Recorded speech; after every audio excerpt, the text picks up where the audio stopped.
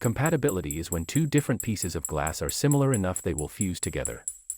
It includes both COE, coefficient of expansion, the rate at which glass expands and contracts as it heats and cools, as well as viscosity, how and when the glass softens in response to heat.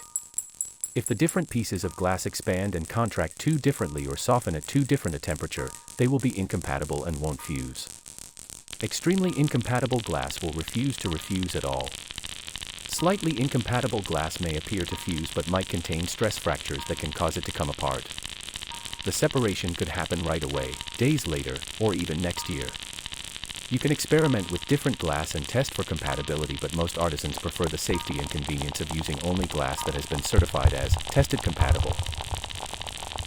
Incompatibility happens when two different materials expand at different rates or become liquid at different rates.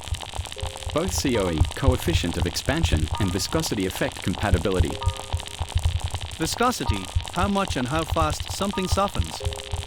Black glass absorbs heat quicker than white glass and will become soft at a lower temperature than white. If you are heating white and glass together, you must take care to heat them slowly enough the difference in viscosity doesn't cause excess incompatibility stress. Different makes of glass soften at different temperatures. The harder the glass, the more heat it needs to soften. If you try melting hard glass with soft glass, the soft glass will soften at a much lower temperature than the soft glass and cause stress. Generally, the lower the COE the harder the glass, so the lower the COE, the more heat is required to soften the glass. Bullseye COE 90 glass requires more heat to soften than Spectrum COE 96 glass. Italian COE 104 glass softens at lower temperatures than COE 90 or 96, and borosilicate COE 33 glass requires much more heat to soften than any of the softer glasses. Incompatibility stress.